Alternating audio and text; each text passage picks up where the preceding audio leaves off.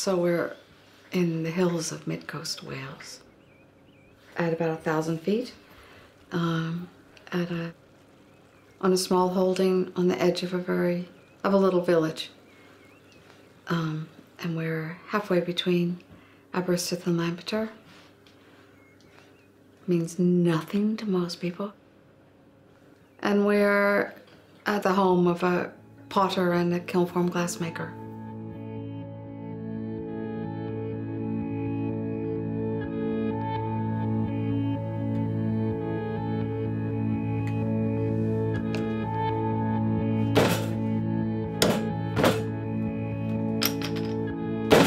I was a fan of Ian's for quite a few years before I ever met him. You know, really liked his work. I had this little Ian Riley collection.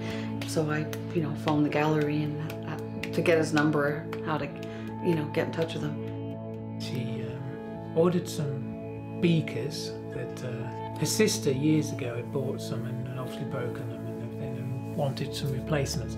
So Paula phoned me up and said, could I make some? I was there for an hour and a half and we babbled incessantly, the pair of us. So I bit the bullet and asked him out, which is a good thing because he's really shy.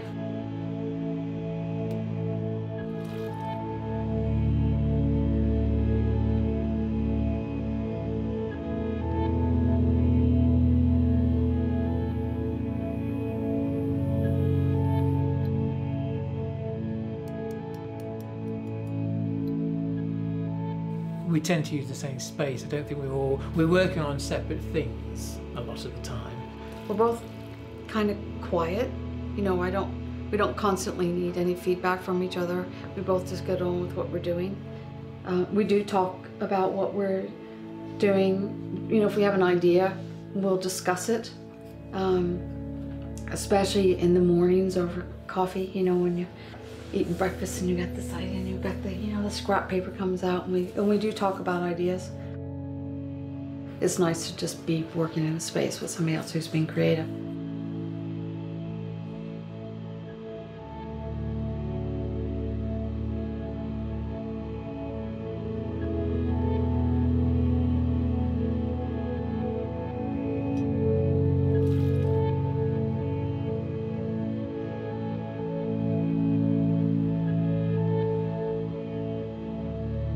I don't know why I got so drawn to glass. It's not friendly. It's not like, clay's so nice. It's smooth and nice to work with, and glass cuts you, and it's temperamental. Although what we do is very different. His work is much more geometrically based. He likes symmetry. I just want something to spill off the edge, and it bugs Ian. But it doesn't matter, because those are just, we're different people. And that's who he is, and that's who I am, but our approach is the same, I think.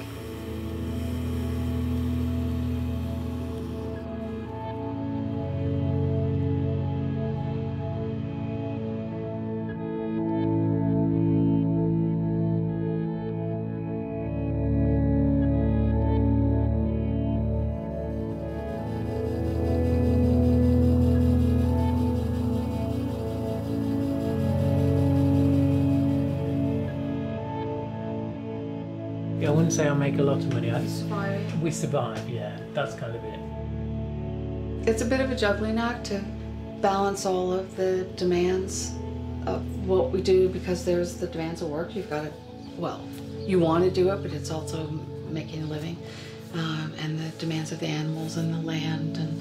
But because we have the chickens, we have those eggs, and we sell the excess, and that covers the cost of having the chickens. And the cows, when they give us calves, you have those to sell and you have the milk to drink. I think of the garden for me as I'm providing an income. It's an income in food.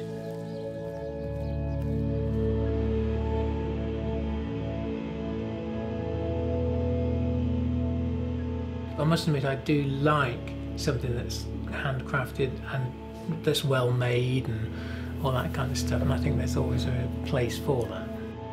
Neither of us are production workers, because there are production craftspeople. you know, you have, it's like a little mini factory, and you're cranking things out, and you know, and it's that business, that's the thing, and it's an involvement with each individual piece. Even if you're doing something that's, you know, you're repeating a concept, it's still different each time. You know, the society is changing, isn't it? It's all going computerized, you know. Well, you know, that's for some people, it's not for everybody.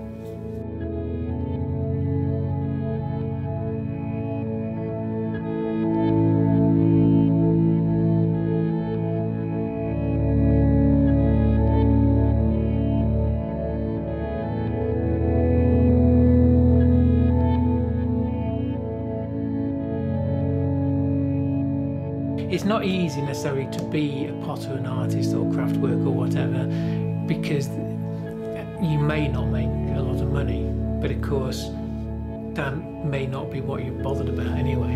You know, if somebody loves what you do, it inspires them and they're happy, that's enough. I don't need public recognition. I'm not that bothered about 20 years ago maybe. I'm quite at peace with what I'm doing.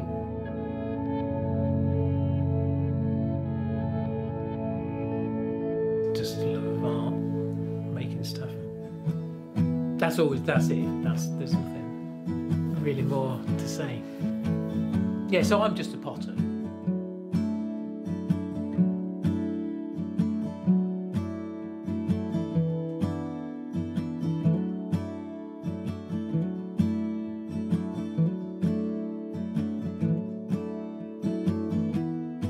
If it's what's important to you, which is what's important to us, is to be able to express your creativity.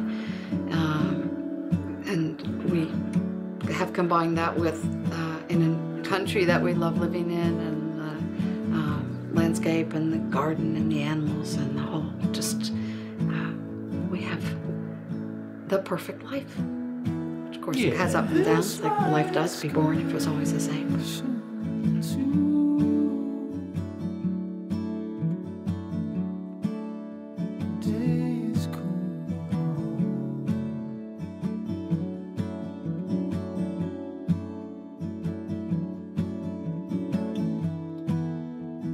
Everything that happens is from now. This is part